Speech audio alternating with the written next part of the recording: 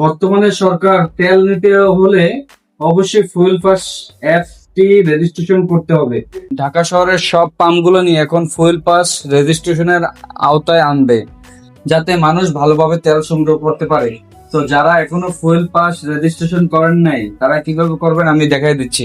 নয়তো আপনার তেল সংগ্রহ করতে অনেক ঝামেলা পোহাতে হবে।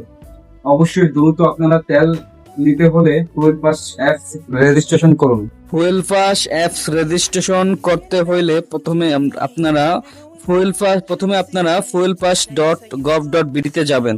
তো তারপর এখানে রেজিস্ট্রেশনে ক্লিক করবেন। রেজিস্ট্রেশনে ক্লিক করার পর আপনারা ঢাকা মেট্রো থাকলে ঢাকা মেট্রোতে দিবেন, এবং ঢাকা মেট্রো হ বা ল দিবেন আপনার নাম্বার প্লেট অনুযায়ী, এবং আপনারা আপনার রেজিস্ট্রেশন নাম্বার দিবেন, যেটা যেমন ধরেন আপনার বাইকের পিছনে যে 6 সংখ্যার রেজিস্ট্রেশন নাম্বার ওইটা দিবেন। তারপর দিবেন আপনারা চেসিস নম্বর, লাস্টের আপনারা দেখবেন চেসিস নম্বর আছে প্রত্যেকেরই, তার লাস্টের 4 সংখ্যার চেসিস নম্বর দিবেন।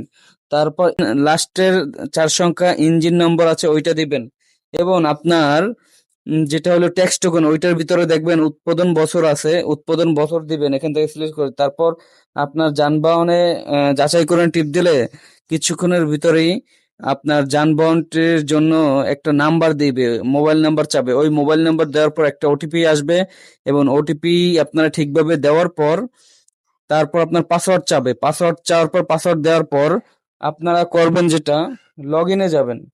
যেহেতু আমি ইতিমধ্যে রেজিস্ট্রেশন করছি তাই দেখাতে পারলাম না, তো লগ ইন কিভাবে করে এটা দেখাচ্ছি।